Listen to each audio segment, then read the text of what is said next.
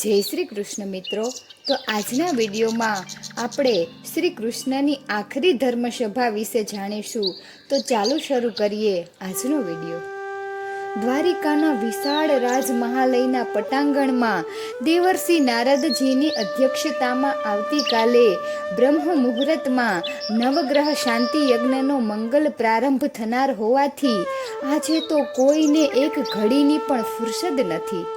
સ્વયં દ્વારકાધીશ શ્રી કૃષ્ણ વહેલી સવારથી સંત શિબિરમાં ઉપસ્થિત થઈ ગયા છે, જ્યાં દેવર્ષિ નારદ, કુલગુરુશ્રી અને રાજપુરોહિત દ્વારા દૂર દૂરથી પધારેલ સાધુ સંતો, ધર્મ ધુરંધરો અને ઋષિમુનિઓનું યથોચિત સન્માન અને સેવા શુશ્રૂષા થઈ રહ્યા છે. હિમાલયથી પધારેલ યોગીજી મહારાજ સૌના માટે આકર્ષણનું કેન્દ્ર છે. ભગવાન શ્રી કૃષ્ણની અંગત દેખરેખ નીચે આ સંત શિબિરનું વિશિષ્ટ આયોજન થયું હોવાથી તેમાં એક કુટીર સ્વયં પોતાને માટે પણ શ્યામ સુંદરે તૈયાર કરાવી છે. પોતે આવતીકાલથી તે યજ્ઞની પૂર્ણાહુતિ સુધી આ કુટીરમાં જ રાત દિવસ નિવાસ કરવાના છે. યજ્ઞમાં ભાગ લેવા પધારેલ વિદ્વજનોને માટે જ નહીં, સાધુ સંન્યાસી અને મુનિગણ માટે પણ યોગેશ્વર શ્રી કૃષ્ણનું 9 દિવસનું સાનિધ્ય જીવનનો એક અપૂર્વ અવસર બની રહેવાનો છે, તે વિશે કોઈને પણ શંકા નથી. દ્વારિકાની પ્રજા માટે અને સમસ્ત યાદવ સામ્રાજ્યના પુરજનો માટેની બેઠક વ્યવસ્થા યજ્ઞશાળામાં થઈ ચૂકી છે. એટલું જ નહીં, પોતપોતાના નિયત સ્થળે બેઠા બેઠા નવે નવ યજ્ઞવેદીમાં અપાઈ રહેલી આહુતિ, વિશિષ્ટ પ્રકારની આરતી પૂજા તથા સાધુ સંતોના આશીર્વચનોના દર્શન શ્રવણનો લાભ શાંતિપૂર્વક માણી શકાય તે રીતે જ આ બેઠક વ્યવસ્થાનું સમગ્ર આયોજન દાઉ શ્રી બલરામની અંગત દેખરેખ હેઠળ તૈયાર થયું છે. યજ્ઞવેદીથી અલંકૃત યજ્ઞ મંડપની ફરતે વર્તુળાકારની પ્રથમ હરોળમાં 4 વિશિષ્ટ પ્રકારની બેઠક સુવિધા ઊભી કરવામાં આવી છે, જે પૈકી એક દ્વારકાધીશ મહારાજ શ્રી કૃષ્ણના પુત્ર પરિવાર માટે, બીજી આમંત્રિત સ્વજન મહેમાનો અને સગા સંબંધીઓ માટે, ત્રીજી યાદવ સામ્રાજ્યના ઉચ્ચાધિકારી, મંત્રીમંડળ અને વડીલ યાદવગણ માટે તથા ચોથી યાદવ સામ્રાજ્યના ખંડિયા રાજાઓ, સુબેદારો, સેનાનાયકો, સરદારો અને ગણનાયકો માટે. ત્યાર પછીની બીજી, ત્રીજી ને ચોથી હરોળની 4 વિભાગની બેઠકો સામ્રાજ્યના શ્રેષ્ઠીઓ, નગરપતિઓ, પ્રતિષ્ઠિત સજ્જનો અને સન્નારીઓ તથા આમંત્રિત શુભેચ્છકો માટે અનામત રાખવામાં આવી હતી અને 5 થી 9 સુધીની કુલ 5 વર્તુળાકાર હરોળો આમ જનતા માટે સાર્વજનિક હતી. હજારો નરનારી 9 દિવસ સુધી નિરાતે આ નવગ્રહ શાંતિ યજ્ઞ નિહાળી શકે અને એનો સાત્વિક આનંદ માણી શકે તે માટે ઊભા કરાયેલા આ વિશાળ કલાત્મક સમિયાણામાં ઠંડા સુગંધિત જળની ભોજનશાળામાં જતા પહેલા શ્રી દાવ સાથે વાસુદેવ શ્રી કૃષ્ણે આ યજ્ઞશાળાની નાની મોટી તમામ વિગતોની પૂર્ણ જાણકારી પ્રાપ્ત કરી લીધી. કૌંતેય અર્જુન અને શ્રી કૃષ્ણ સખા ઉદ્ધવની આગેવાની હેઠળ ધમધમી ઉઠેલી ભોજનશાળાની આખી જ વ્યવસ્થા તો બેનમૂન હતી. હજારો માણસોને 9 દિવસ સુધી 2 ટંકનું સુમધુર, સ્વાદિષ્ટ અને મિષ્ટ ભોજન પૂરું પાડવા માટે 300 જેટલા કુશળ રસોઈયા રાત દિવસ જ્યાં કાર્યરત રહેવાના હતા તે રસોઈ ઘર અને તેની બાજુનું અન્ન ભંડાર ગૃહ તો આજથી જ ચાલુ કરી દેવામાં આવ્યા હતા.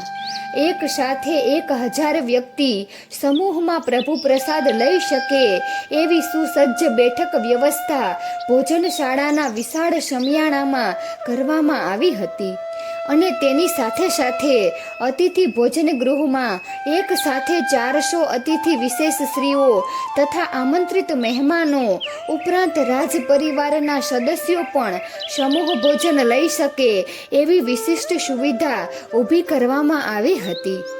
જેઓ આ યજ્ઞની વિધિ કરવાના હતા તે યાજકો, ઋત્વિજો, યાજ્ઞિકો ઉપરાંત યાદવ કુળના સર્વ શ્રી વાસુદેવ, દેવકી, રોહિણી સહિત કેટલાક વયોવૃદ્ધ નરનારી કે જેઓ આ નવગ્રહ શાંતિ યજ્ઞના એક દિવસના મુખ્ય યજમાન હતા તેમને માટે અને સંત શિબિરના સાધુ સંતો, ઋષિ મુનિઓ તથા શ્રોત્રિત સમુદાય માટે કેવળ ફરાહારી અને દુગ્ધજ વાનગીઓની અલાયદી રસોઈ તૈયાર કરવા માટે એક નાનકડું સ્વતંત્ર રસોઈઘર સંત શિબિરની પાછળ ઊભું કરવામાં આવ્યું હતું.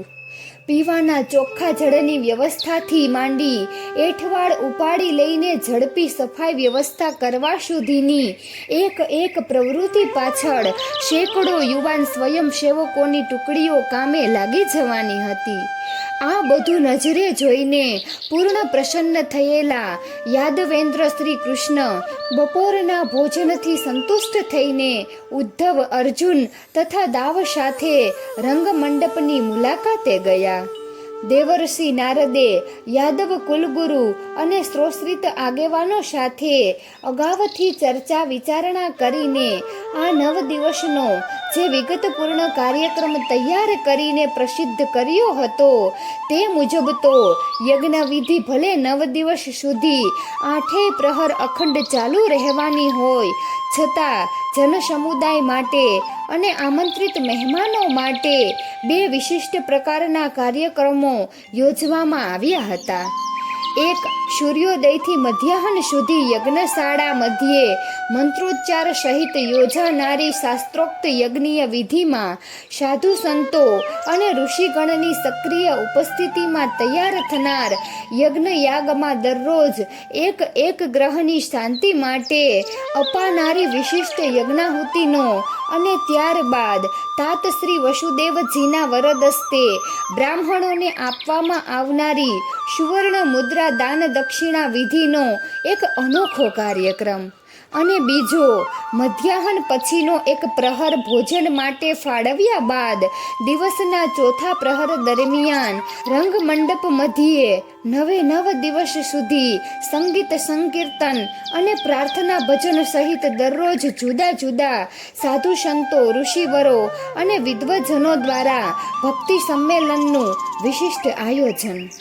આ ભક્તિ સંમેલનનું રંગમંડપની રંગભૂમિ પરથી જે ધ્વનિ પ્રસારણ થનાર હતું તેનું સંચાલન શ્રી રૂકમણી પુત્ર યુવરાજ પ્રદ્યુમને આ ક્ષેત્રની તેની વિશિષ્ટ જાણકારી અને પ્રભુત્વને કારણે સોંપવામાં આવ્યું હતું. કાકા શ્રી દાવ ઉદ્ધવ તથા ફુવા શ્રી અર્જુન સાથે પોતાના પિતાશ્રી શ્રી કૃષ્ણને જ્યારે પ્રદ્યુમ્ને પોતાની કારીગીરીનું કૌશલ્ય બતાવ્યું ત્યારે સૌએ આશ્ચર્યચકિત થઈને એને ખૂબ અભિનંદન પાઠવ્યા. રંગમંડપની અડોઅડ ઊભો કરાયેલો એક અત્યંત કલાત્મક કલા મંડપ તો સૌ કોઈનું પહેલી જ નજરે મન મોહિત કરી દે એવો નયનરમ્ય અને સુશોભિત હતો. આ કલા મંડપની સંપૂર્ણ જવાબદારી પ્રદ્યુમ્ન પુત્ર શ્રી અનિરુદ્ધે ઉપાડી લીધી હતી. શ્રી કૃષ્ણના પત્ની સત્યા શિલ્પકળા પારંગત હતા તો અનિરુદ્ધ પત્ની ઉષા ચિત્રકલા નિપુણ હતા. રાજ્યના સુવિખ્યાત શિલ્પીઓ તથા કુશળ ચિત્રકારોની સહાયથી આ બંને સન્નારીઓએ રાત દિવસની સતત જહેમત બાદ શ્રી કૃષ્ણ જીવન દર્શનનું એક વિશિષ્ટ પ્રદર્શન આ કલા મંડપ મધ્યે પ્રસારિત કર્યું હતું. રાજરાણી સત્યાએ પોતાના સ્વામી શ્રી કૃષ્ણની 3 અભૂતપૂર્વ શિલ્પાવૃત્તિઓ પોતાના દિગ્દર્શન અને માર્ગદર્શન હેઠળ નિષ્ણાત શિલ્પીઓ પાસે કંડારાવી હતી, જે કૃષ્ણની 3 જીવન અવસ્થાઓ ચરિતાર્થ કરતી હતી. એક બાલ્યાવસ્થા, મોર મુગટ અને પિતાંબરધારી વાંસળી વગાડતા ત્રિભંગાવસ્થામાં ઉભેલા બાળ કનૈયાનું ભુવમોહન સ્વરૂપ. બીજી યુવાવસ્થા, ડાબા હાથમાં 5 જન્ય શંખ અને ઊંચે ઉઠાવેલા જમણા કરની તર્જની પર ઘૂમી રહેલા સુદર્શન ચક્ર સાથે રાજમુગટ અને રત્ન જડિત અલંકારોથી વિભૂષિત યુવાનને પરાક્રમી વાસુદેવનું વિશ્વ કલ્યાણ સ્વરૂપ. અને ત્રીજી જરાવસ્થા પદ્માસન સ્થિત મુકુટવિહીન જટાયુક્ત ગંભીર મુખમુદ્રામાં ગળામાં રુદ્રાક્ષની માળા અને બંને હાથે બેરખા બાંધેલી ધ્યાનસ્થ સ્થિતિમાં બિરાજેલા યુગપુરુષ ધર્માત્મા યોગેશ્વર શ્રી કૃષ્ણનું યોગી સ્વરૂપ. કલા મંડપના પ્રવેશ દ્વારની સામે ગોઠવેલી આ ત્રણેય મૂર્તિઓ એટલી આબેહૂબ અને નયનરમ્ય હતી કે એના દર્શન માત્રથી સૌ કોઈના ત્રિવિધ તાપનું શમન થઈ જાય. કલા મંડપની અંદરની પૂર્વ, દક્ષિણ ને પશ્ચિમ એ ત્રણેય બાજુની સુશોભિત દિવાલો પર મહાન ચિત્રકાર ઉષા દેવીના સહાયથી ચિત્રકારોએ શ્રી કૃષ્ણ પ્રભુના જીવનની આ ત્રણેય અવસ્થાઓ પર સવિશેષ પ્રકાશ પાડતા પ્રાસંગિક ચિત્રોની એક આખી હારમાળા પ્રદર્શન સ્વરૂપે ઊભી કરી હતી. જે પૈકી પૂર્વીય બાજુએ બાલ્યાવસ્થામાં વ્રજેન્દ્ર નંદન શ્યામ સુંદરે વ્રજભૂમિમાં કરેલી લીલાઓ રંગબેરંગી ચિત્રો દ્વારા દર્શાવવામાં આવી હતી. દક્ષિણી બાજુએ યુવાવસ્થામાં યાદવેન્દ્ર વાસુદેવે મથુરામાં અને કુરુક્ષેત્રની રણભૂમિ પર કરેલા અભૂતપૂર્વ પરાક્રમોની ગાથા ચિત્રાંકિત કરવામાં આવી હતી. તો પશ્ચિમી બાજુએ જરાવસ્થામાં યોગેશ્વર શ્રી કૃષ્ણે પોતાના આર્યવર્ત ભ્રમણ દરમિયાન ઉત્તરે હિમાલયથી માંડી દક્ષિણે રામેશ્વર સુધી અને પશ્ચિમે દ્વારકાથી માંડી પૂર્વે જગન્નાથપુરી સુધી યોજેલી ધર્મશાળાઓ તથા અનેક તીર્થક્ષેત્રોના જીર્ણોદ્વારની અનોખી ઝલક રેખાંકિત કરવામાં આવી હતી. શ્રી કૃષ્ણની પોતાની ધરાર અનિચ્છા હોવા છતાં દેવર્ષિ નારદજીના અત્યાગ્રહથી જ તેઓએ પોતાના જીવન દર્શનનું ચિત્રશિલ્પ પ્રદર્શન યોજવાની સંમતિ આપી હતી.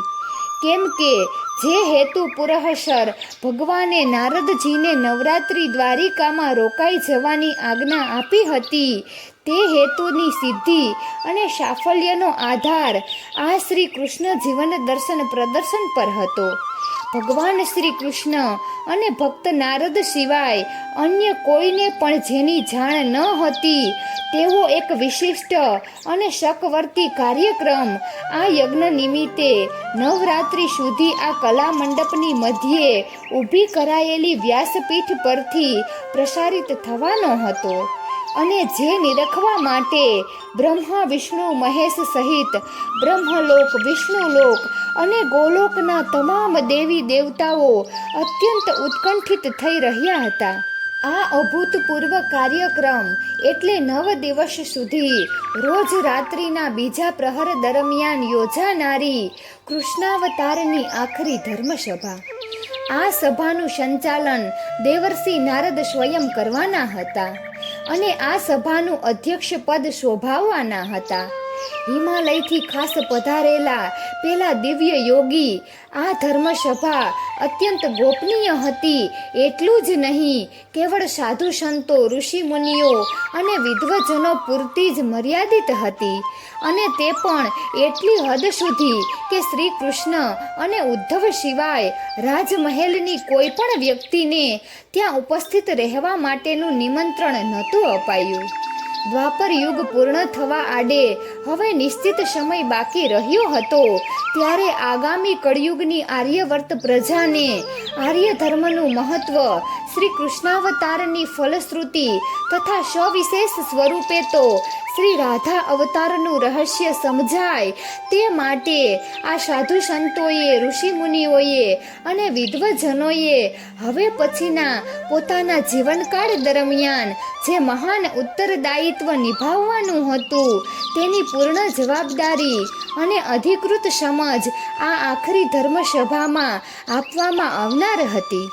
કલા મંડપની અંદર ચારેય બાજુએ ચક્કર મારીને વાસુદેવ શ્રી કૃષ્ણ વ્યાસપીઠ પાસે આવી પહોંચ્યા ત્યારે ભારે આશ્ચર્ય વચ્ચે તેમણે વ્યાસપીઠની પાછળ સંગેમરમરથી તૈયાર કરવામાં આવેલો એક ઊંચો ચોતરો નિહાળ્યો જે તદ્દન ખાલી હતો. પોતાની પાસે ઊભેલો સત્યારાણીને અંતર્યામીએ આ ચોતરાનું રહસ્ય પૂછ્યું ત્યારે તેમણે ઝડપથી નારાયણ નારાયણ કહેતા આવી પહોંચેલા નારદજી સામે જોયું. હસીને નારદજી વધ્યા. પ્રભુ, આ ચોતરો શાને માટે છે તે હું આપને આજે રાત્રે ખાનગીમાં કહીશ. મને એટલું કહો કે આ કલા મંડપ મધ્યે ગોઠવેલ પ્રદર્શનથી આપ સંતુષ્ટ તો છો ને? દ્વારકાધીશ શ્રી કૃષ્ણે હસીને પ્રત્યુત્તર આપ્યો. દેવર્ષિ નારદે આ ધરતી પર પહેલી વાર આ પ્રકારનું આયોજન કર્યું હોય અને સાક્ષાત સરસ્વતીના અવતાર રૂપ સત્યારાણીએ અને શંકર ઉમાપુત્રી ઓખાએ જેમાં પોતાના કલા કૌશલ્યથી પ્રાણ પૂર્યો હોય એ શિલ્પચિત્ર પ્રદર્શનમાં કોણ મણા હોઈ શકે ખરી? અદ્ભુત આયોજન અને ઉત્કૃષ્ટ સંયોજનથી સભર આ પ્રદર્શન સાચે જ અવર્ણનીય છે. નારદજી, હું તમારા સૌનો અત્યંત ઋણી છું. બોલતા બોલતા શ્યામ સુંદરનું હૈયું ભરાઈ આવ્યું. સંધ્યાકાળ થવા આડે હવે થોડી જ ઘડીઓ બાકી હતી અને જેમની રાહ જોવાતી હતી તે નારદજી સંત શિબિરની તમામ જવાબદારી રાજપુરોહિતને સોંપીને આજની રાત ભગવાન સાથે ગાળવાના ઈરાદાથી હવે આવી ગયા હતા. એટલે સૌના પ્રણામ ઝીલીને વાસુદેવ નારદજી સાથે કૃષ્ણ ભવન પર પધાર્યા. દૂત દ્વારા સમાચાર પહોંચી ગયા હતા એટલે સ્વામી અને નારદજી માટે સાયં સ્નાન અને સંધ્યા પૂજાની તમામ વ્યવસ્થા કરાવીને પટરાણી રૂકમણી કૃષ્ણ ભવનના દ્વારે પ્રભુના સ્વાગતાર્થે ક્યારનાય ઊભા હતા. પ્રસન્નચિત્ત પુરુષોત્તમે પટરાણીના ખભે પ્રેમથી હાથ મૂકીને આનંદ વ્યક્ત કર્યો અને સાંધ્ય કર્મ પતાવવા અંદર ગયા. નારદજી પણ પ્રભુને અનુસર્યા. બંનેમાંથી કોઈને ભોજનની ખાસ રુચિ ન હોવા છતાં પટરાણીના પ્રેમાગ્રહને વશ થઈ પ્રભુએ નારદજીને કહ્યું, દેવર્ષિ, મારી ઈચ્છા આજે તમારી સાથે રથારૂઢ થઈને સમુદ્ર કિનારે દૂર દૂર સુધી ફરવા જવાની છે. પાછા ફરતા કદાચ મોડું થાય તેથી થોડો ફળાહાર કરીને નીકળીએ. દેવી, તમે દારૂકને કહેવડાવજો કે એ રથ લઈને તરત જ આવી જાય. અમારે ફરાહાર કર્યા બાદ નીકળી જવું છે. રૂકમણીએ સ્વામીની આજ્ઞાનુસાર બંને વ્યવસ્થા કરાવી દીધી. શ્રી કૃષ્ણ અને નારદજી ફળાહાર અને દુગ્ધપાનને ન્યાય આપી ચૂક્યા ત્યાં તો પ્રભુનો રથ લઈને આવી પહોંચેલા અશ્વોએ આનંદની હણહણાટી દ્વારા પોતાના આગમનની સ્વામીને જાણ કરી દીધી. રથારૂઢ થઈને ભક્ત સાથે ભગવાન અરબી સમુદ્રના તટ ભણી જવા રવાના થઈ ગયા.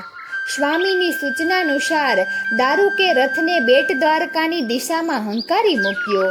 સાગરથી થોડે દૂર રથને રોકાવીને દ્વારકાધીશ નીચે ઉતર્યા.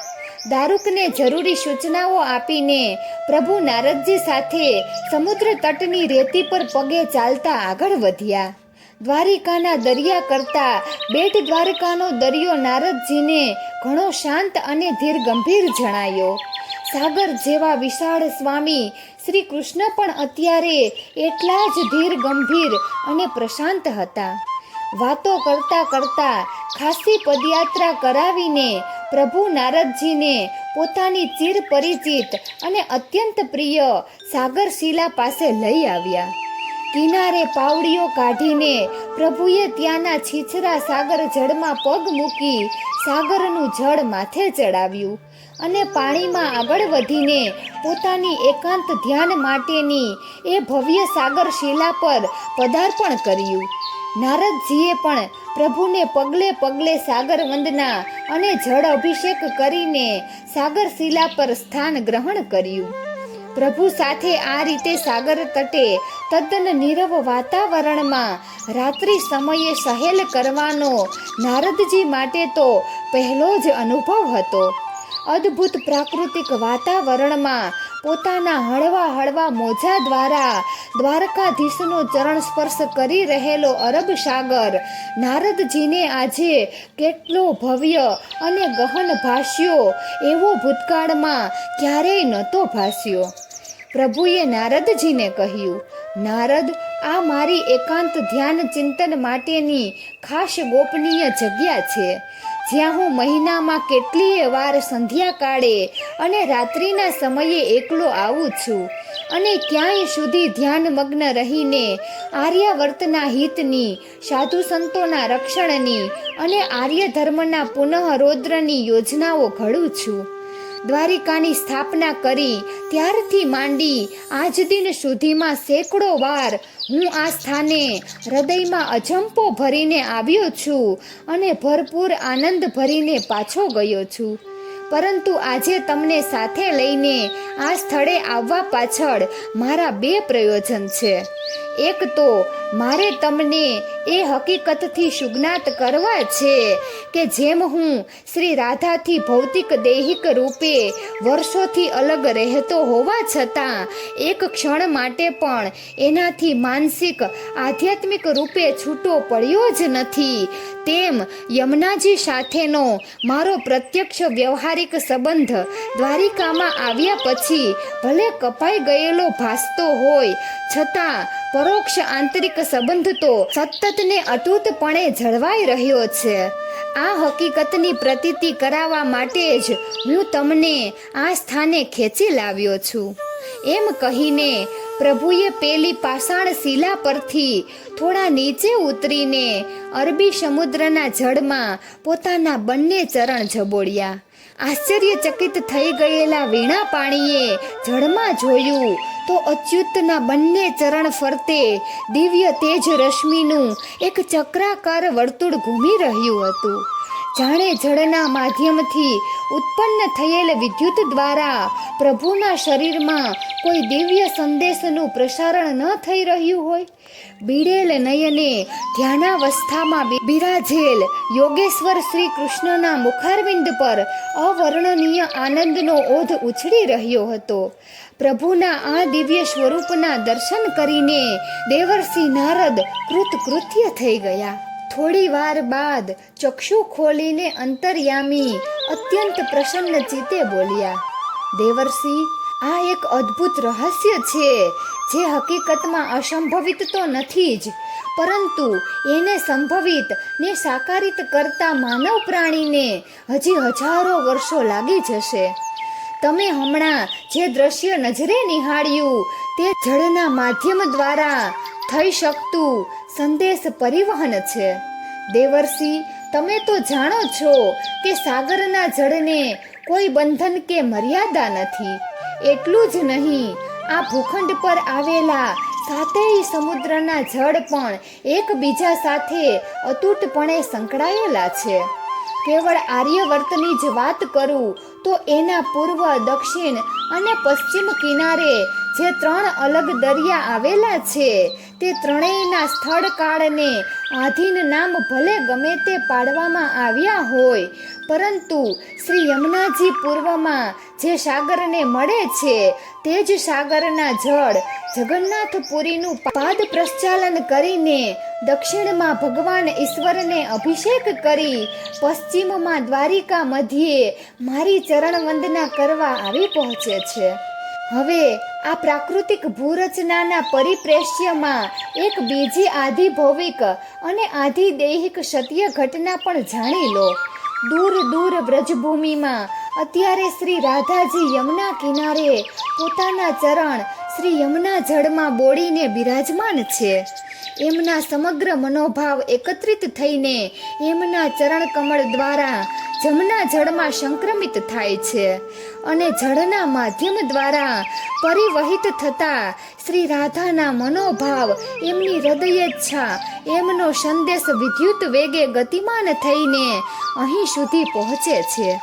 હું મારા ચરણ સમુદ્ર જળમાં જબોડીને આ રીતે બિરાજમાન થાઉં છું ત્યારે એમના વિચાર સ્પંદનો મારા પગને સ્પર્શ છે અને મારું રોમ રોમ શ્રી રાધા સાથે અને શ્રી રાધાનું અંગ પ્રત્યંગ મારી સાથે વિચાર તંતુઓની આપલેથી તરત જોડાઈ જાય છે. કલાકો સુધી અમે બંને આમ દૂર બેઠા બેઠા પણ દૂરવાણી અને દૂર શ્રવણ યંત્રની ભાંતિ દૂરગામી સંદેશાઓની અભૂતપૂર્વ આપલે કરવાનો આનંદ માણીએ છીએ. આટલું કહીને શ્રી કૃષ્ણ ફરી પાછા ભાવ સમાધિમાં ડૂબી ગયા. અત્યંત સાનંદાશ્ચર્યના સાગરમાં ડૂબી ગયેલા નારદજીને તત્ક્ષણ આ અવની પોતે ક્યાંક સાંભળેલી કોઈ કવિની કાવ્ય પંક્તિઓ યાદ આવી ગઈ છે. પાંદડે કદંબના પાપણની ભાષામાં લખી લખી આંખ હવે ભરીએ, જમનાના જળ તમે દેજો હાથો હાથ, માધવને દ્વારિકાના દરિયે. લીખી તંગ રાધાના ઝાઝા જુહાર, શ્યામ અંતરમાં ઓછો ન લાવશો. આહા, કવિએ તો માત્ર કલ્પના જ કરેલી, પરંતુ એની પ્રત્યક્ષ અનુભૂતિ થતા ભાવ વિભોર થઈ ગયેલ નારદજી શ્રી રાધા અને શ્રી કૃષ્ણ વચ્ચેનો આ અનિર્વચનીય દિવ્યાતિ દિવ્ય પ્રેમ જોઈને એવા તો લાગણીશીલ થઈ ગયા કે એમની આંખોમાં હર્ષના આંસુ આવી ગયા. થોડી ક્ષણો બાદ પુનઃ પૂર્વવત સ્થિતિમાં આવી ગયેલ પરમાત્મા સહેજ ખસીને પાષાણ શિલા પર નિયત સ્થાને આસનસ્થ થયા અને શ્રી નારદજીને સંબોધીને કહેવા લાગ્યા, હે ભક્ત શિરોમણી નારદ, તમને અત્રે લઈ આવવા પાછળનું મારું બીજું પ્રયોજન હવે સાંભળો. તમે તો જાણો જ છો કે આ દ્વાપર યુગમાં મારા કૃષ્ણાવતાર સાથે સંલગ્ન બે શકવર્તી ઘટનાઓ યુગો સુધી લોકો ભૂલી શકવાના નથી. એક મહાભારતનું યુદ્ધ અને બીજી યાદવાસ્થળી.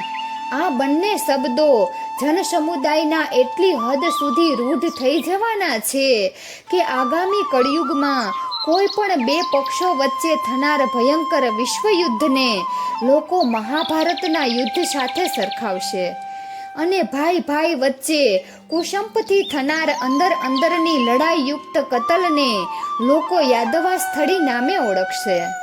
નારદજી, હું નથી ઈચ્છતો કે કળિયુગમાં કોઈ મહાભારત યુદ્ધ થાય યા યાદવસ્થળી પણ થાય, કેમ કે એમ થશે તો લોકો આ બંને સંહાર લીલાઓ સાથે ભલે સાક્ષી ભાવે પણ પ્રત્યક્ષ રૂપે સંકળાયેલા સુદર્શન ચક્રધારી શ્રી કૃષ્ણને જ યાદ કરશે, જે મારું સાચું કે વાસ્તવિક સ્વરૂપ છે જ નહીં.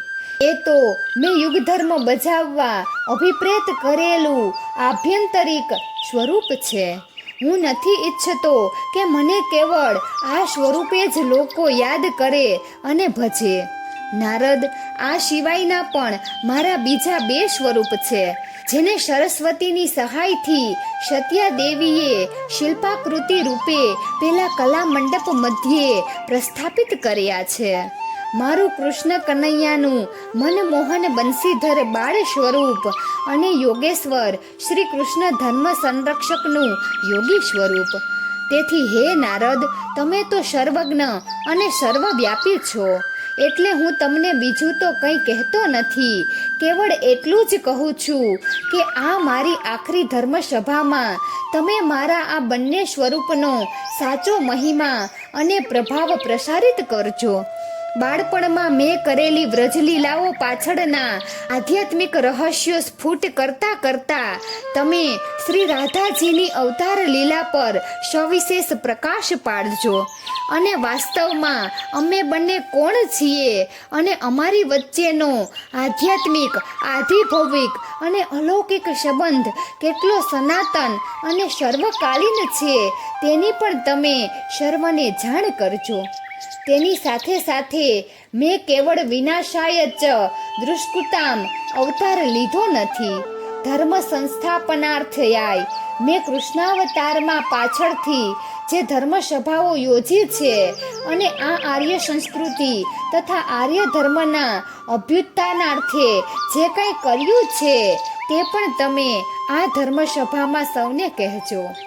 મારી પ્રશંસા કરવા ખાતર હરગીજ નહીં, પરંતુ કળિયુગના લોકો મારા અવતાર કાર્યનું સીમિત મૂલ્યાંકન ન કરે અને શ્રી રાધા સાથેના મારા દ્વાપર યુગના આજન્મ પવિત્ર સંબંધને પોતાના ત્રાજવે ન તોલે, એટલા માટે તો મેં આ આખરી ધર્મસભા દ્વારિકાપુરી મધ્યે જ યોજી છે. દેવર્ષિ, તમે તો એ પણ જાણો છો કે હવે નજીકના ભવિષ્યમાં યાદવ સ્થળી થવાની જ છે અને યાદવ કુળની સાથે આ સુવર્ણ નગરી દ્વારિકાનો પણ સર્વનાશ થઈ જવાનો છે. ત્યારે માનવ દેહધારી યાદવો અને હું તો માટીમાં મળી જઈશું, પરંતુ સમુદ્રના પેટાળમાં ગરકાવ થઈ જનારી આ દ્વારિકા નગરીની પાષાણ ઇમારતો અને સંગેમરમરની પ્રતિમાઓ તો પાતાળમાંથી પણ કાળક્રમે ઉત્ખનન દ્વારા પ્રકાશમાં મળી આવશે. અને ત્યારે દેવી સત્યાએ શિલ્પાકૃત કરેલી મારા અવતારની 3 મહત્વપૂર્ણ અવસ્થાની મૂર્તિઓ કોઈને કોઈના હાથમાં અવશ્ય આવશે. આટલું બોલતા બોલતા શ્યામ સુંદર ક્ષિતિજ પર નયન સ્થિર કરીને નિસ્તબ્ધ થઈ ગયા. નારદની મનસ્થિતિ અત્યારે ભક્તની પરકોટી પર હતી. ભગવાનનું કામ કરવાની આટલી મોટી જવાબદારી પોતાના શિરે છે એવું વિશદ જ્ઞાન થતાં નારદજી પોતાની જાતને બળભાગી સમજવા લાગ્યા. હવે તેમને ભગવાનની છેલ્લી વાસ્તવિક વાત સાંભળ્યા પછી એમ લાગ્યું કે કલા મંડપમાં ઊભા કરવામાં આવેલ ચોતરા પાછળનું જે ગોપિત રહસ્ય છે તે કહી દેવા માટેની ખૂબ સાનુકૂળ પરિસ્થિતિનું આપોઆપ સર્જન થઈ ગયું છે. તેથી યાદવેન્દ્ર જેવા કંઈક સ્વસ્થ થયા કે તરત જ પ્રભુનો ચરણ સ્પર્શ કરીને વીણા પાણી બોલ્યા, પ્રભુ, આપ નિશ્ચિંત રહો, આપની ઈચ્છાનુસાર બધું જ થશે. અને મારી ભક્તિની આણ આપીને હું કહું છું કે આપે અત્યારે મને આપની જે શુભકામના અને અંતરેચ્છા કહી છે તેને ફળીભૂત કરવા હું કોઈ કસર બાકી નહીં રાખું. સ્વામી, હવે છેલ્લે મારી એક વિનંતી પણ આપ સાંભળી લ્યો. આપે કલા મંડપમાં પેલા ખાલી ચોતરા અંગે જે પૃચ્છા કરેલી તે અંગે મને ચોખવટ કરી લેવા દો.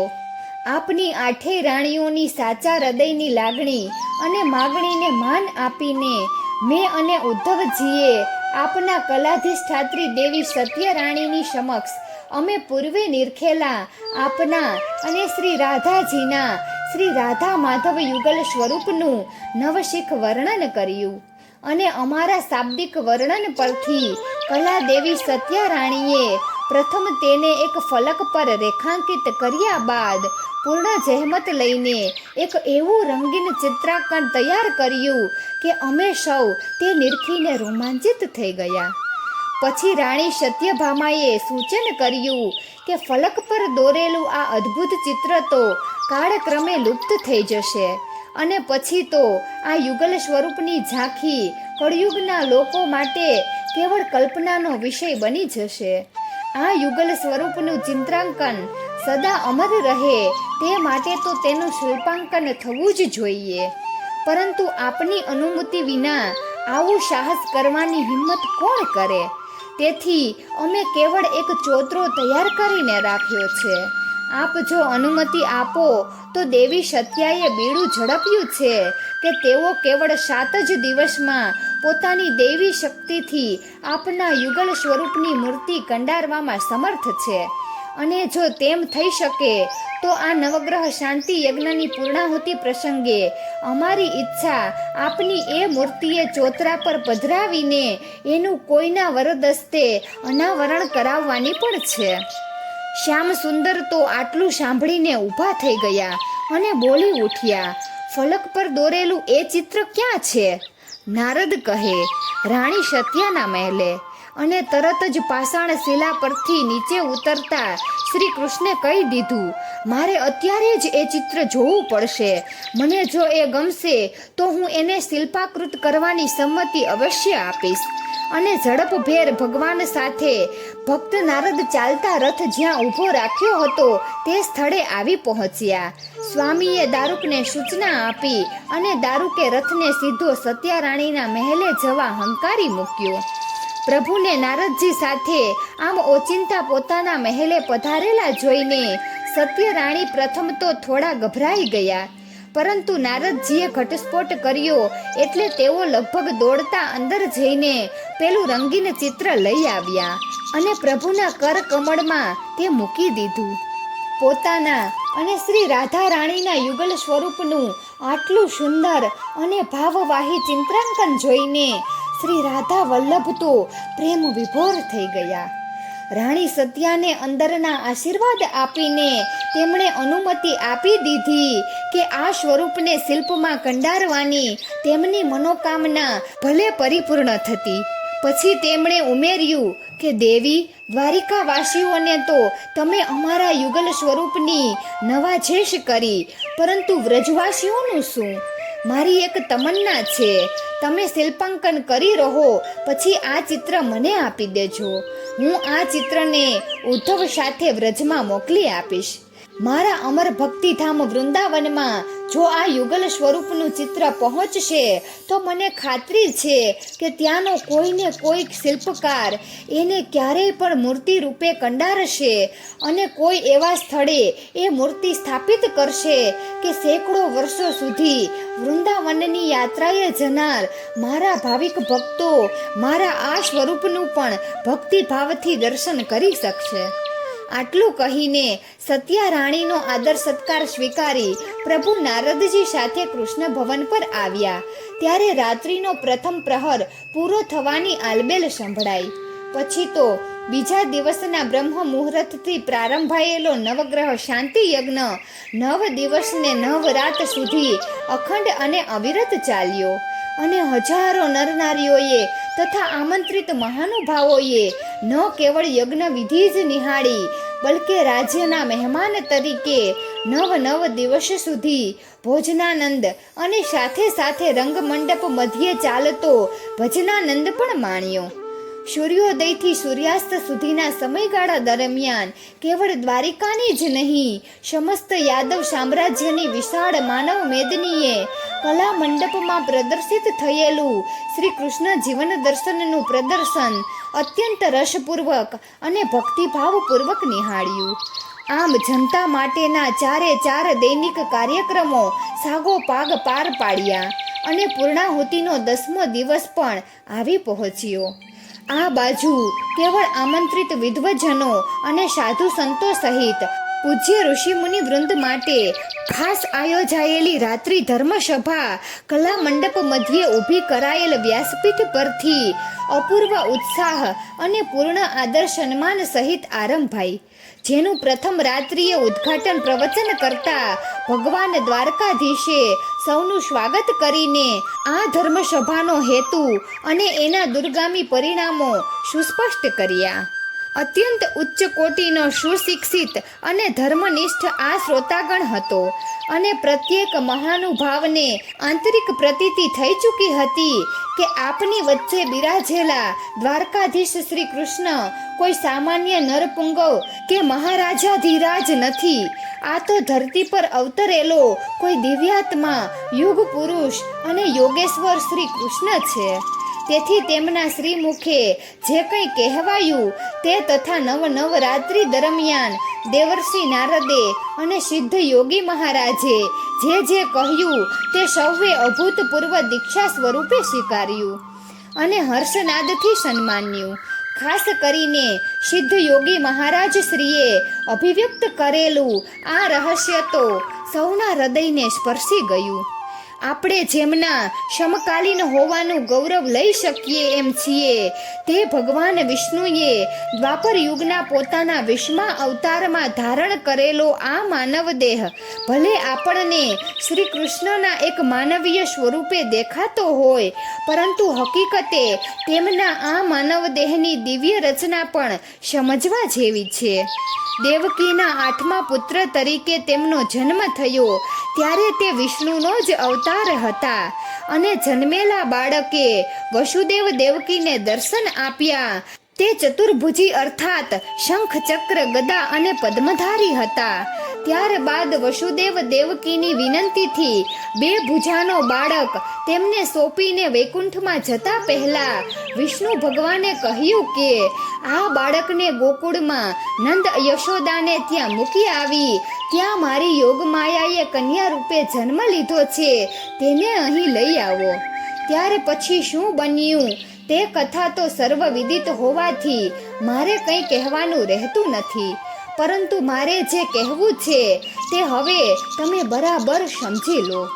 ચતુર્ભુજી સ્વરૂપ 2 ભુજાનું થઈ જતા તેમાં ગોલોકેશ્વર શ્રી કૃષ્ણનો આત્મા પ્રવેશ પામ્યો, જેને યમુના મૈયાએ પોતાના કર કમળમાં પહેલીવાર ઝુલાવવાનો દિવ્યાનંદ લૂંટીને છાબમાં પાછો પધરાવેલો.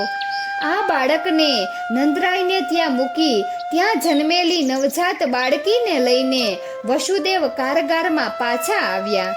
ત્યાર પછી આ બાળકમાં અક્ષરાતીત પરમાત્માનો આત્મા અને અક્ષર બ્રહ્મનો આત્મા એમ અન્ય 2 આત્મા પ્રવેશ્યા. ગોલોકી શ્રી કૃષ્ણનો આત્મા તો તેમાં હતો જ, તેથી કુલ 3 આત્મા દિવ્ય તેજથી વ્રજેન્દ્ર નંદન શ્રી કૃષ્ણ દેદીપ્યમાન થયા. પૂતના પ્રાણહરણથી માંડી કંસે મોકલેલા અનેક રાક્ષસોનો વ્રજમાં કરેલો સંહાર તથા ગોવર્ધન પર્વત ઉઠાવવો અને કાલિયા નાગને નાથવો ઇત્યાદિ તમામ લીલાઓ આ 3 દિવ્યાત્માઓના પ્રભાવે કરીને થઈ. શ્રી કૃષ્ણ વ્રજભૂમિમાં કુલ 11 વર્ષ અને 52 દિવસ રહ્યા. ત્યાં સુધી તેમના શ્રી વિગ્રહમાં ઉપરોક્ત 3 આત્માઓના તેજ વિદ્યમાન હતા. 52મી રાત્રિએ વૃંદાવનમાં રાસલીલા ખેલ્યા બાદ અક્ષરાતીત પરમાત્માનો આત્મા અક્ષરાતીત જતો રહ્યો અને અક્ષર બ્રહ્મનો આત્મા અક્ષર બ્રહ્મમાં જતો રહ્યો. ત્યાર પછીની સવારે નંદજીને ઘેર શયન શૈયામાંથી જે કૃષ્ણ ઉઠ્યા તે શ્રી કૃષ્ણના દેહમાં હવે તો ફક્ત ગોલોકેશ્વર કૃષ્ણનો જ આત્મા હતો અને માત્ર આ ગોલોકી કૃષ્ણ સ્વરૂપે તેઓ 7 દિવસ ગોકુળમાં રહ્યા. ગોલોકેશ્વરી શ્રી રાધિકા અને ગોલોકી આત્મધારી ગોપ ગોપાંગનાઓ સાથે આ 7 દિવસમાં ગોલોકપતિએ એ રીતે રહ્યા કે જાણે સ્વયં ગોલોક આ ભૂલોક પર ખડું થઈ ગયું ન હોય. ત્યારબાદ અક્રૂરજી સાથે મથુરા જઈ રહેલા કૃષ્ણનો રથ ગોપીઓએ રોક્યો ત્યારે તેમણે વચન આપ્યું કે પોતે ચોથા દિવસે અચૂક પાછા આવી જશે. મથુરા ગયા ત્યાં સુધી શ્રી કૃષ્ણના શ્રી અંગમાં માત્ર ગોલોકી કૃષ્ણનો જ આત્મા હતો, પરંતુ હવે અવતાર કાર્યનો પ્રારંભ થવાનો હતો અને હાથી ચાણુરમલ્લ તથા કંસનો સંહાર કરવાનો હતો. તેથી વૈકુંઠથી શ્રી કૃષ્ણનો આત્મા આકાશ માર્ગે એક રથમાં શંખ ચક્ર ગદા અને પદ્મ સહિત આવી પહોંચ્યો, જે ધારણ કરવાથી હવે કૃષ્ણના દેહમાં ગોલોકી કૃષ્ણનો તથા શ્રી વિષ્ણુનો એમ 2 આત્મા પ્રવિષ્ટ થયા. વચન આપ્યા પ્રમાણે ચોથા દિવસે મથુરામાં યમુના સ્નાન કરતી વખતે શ્રી કૃષ્ણે પોતાનો ગોપ વેશ ઉતારી નાખ્યો અને આ વસ્ત્રોમાં પોતાનો ગોલોકી કૃષ્ણાત્મા મૂકી દીધો અને હવે રાજવેશ ધારણ કરી લીધો. પરિણામે તે દિવસથી માંડી આજ દિન સુધી શ્રી કૃષ્ણના માનવ દેહમાં કેવળ ભગવાન વિષ્ણુનો જ આત્મા વિદ્યમાન છે, જે તેમના દેહોત્સર્ગ બાદ વૈકુંઠ ચાલ્યો જશે. હવે આ બાજુ ચોથા દિવસે પોતાના ગોપ વસ્ત્રો સાથે પોતાનો ગોલોકી આત્મા પણ શ્રી કૃષ્ણે નંદબાવા સાથે વ્રજમાં મોકલી આપ્યો. પરિણામે શ્રી રાધાજીને, નંદ યશોદાને અને વ્રજના તમામ ગોપ ગોપીઓને તો જે બંસીધર મદન મોહન ગોલોકી કૃષ્ણની જરૂર હતી તે તો તેમને મળી જ ગયા. પછી કોઈ ગોપ ગોપીને કે શ્રી રાધાને વ્રજ મૂકીને મથુરા કે દ્વારિકા શું વૈકુંઠમાં જવાની પણ શી જરૂર? એમના પ્રાણેશ્વર પ્રભુ શ્રી કૃષ્ણ તો આજની ઘડી સુધી તેમની સાથે જ છે. હવે જ્યારે શ્રી કૃષ્ણનો 125 વર્ષની ઉંમરે આ ભૂમિ પર દેહોત્સર્ગ થશે ત્યારે વ્રજભૂમિમાં વિહરી રહેલો ગોલોકી શ્રી કૃષ્ણનો આત્મા પણ પોતાની ગોલોકેશ્વરી શ્રી રાધાના તથા ગોલોકી ગોપ ગોપીના આત્માઓ સાથે ગોલોકમાં સિધાવશે. મહાત્મા સિદ્ધ યોગીજીએ 4 રાત્રિ સુધી ખૂબ વિગતે સમજાવેલું આ રહસ્ય સાંભળ્યા બાદ આ ઉચ્ચ કોટીનું દિવ્ય શ્રોતાવૃંદ ભગવાન શ્રી કૃષ્ણ પ્રત્યેના પોતાના અનન્ય ભક્તિભાવથી એવું તો રંગાઈ ગયું કે હવે નારદજીને જે જાતનું ભાવસભર અને ભક્તિપૂર્ણ વાતાવરણ જોઈતું હતું તે મળી ગયું. અત્યંત સાનુકૂળ વાતાવરણમાં ત્યાર પછી 5 રાત્રિ દરમિયાન દેવર્ષિ નારદે દ્વારિકા મધ્યે શ્રી રાધા અવતારની જે કથા કહી તે નારદ પંચરાત્રો રૂપે આ ભૂખંડ પર અજરામર થઈ ગઈ. સિદ્ધ યોગી મહારાજે શ્રી કૃષ્ણના માનવ દેવમાં જન્મથી આજ દિન સુધી જે દિવ્યાત્માઓ વિદ્યમાન રહ્યા અને શ્રી કૃષ્ણાવતારની લીલા પરિપૂર્ણ કરવામાં સહાયભૂત થયા તેનું દિવ્ય રહસ્ય પ્રગટ કર્યું. તેના અનુસંધાનમાં જ ભક્ત નારદે ગોલોકેશ્વરી શ્રી રાધિકાએ પોતાના શ્રી રાધા અવતાર દરમિયાન શું શું કર્યું તેનું રહસ્ય પ્રગટ કર્યું, જે ઉપસ્થિત શ્રોતાગણ માટે તદ્દન અજ્ઞાત હતું. એટલું જ નહીં, કલ્પાતીત પણ હતું.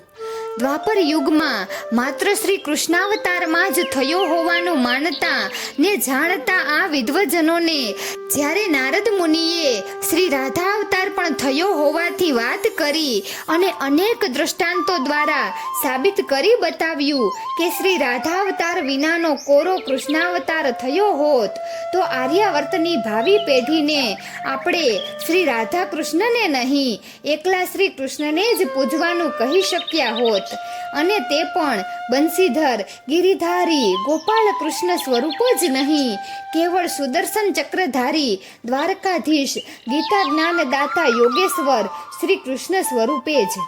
અને પછી શ્રી નારદજીએ શ્રી રાધાજી વિશે ખૂબ વિગતે જે કંઈ કહ્યું અને શ્રી કૃષ્ણ સાથેના શ્રી રાધાજીના અલૌકિક સંબંધ પર જે આધ્યાત્મિક પ્રકાશ પાડ્યો તેનાથી તો શ્રોતાગણ એટલો પ્રભાવિત અને ગદગદ થઈ ગયો કે ધર્મસભાની પાછલી 5 રાત્રિ ક્યારે પૂરી થઈ ગઈ અને પૂર્ણાહુતિના 10મા દિવસનું પ્રભાત ક્યારે ઉગ્યું તેની પણ કોઈને શુદ્ધ બુદ્ધ ન રહી.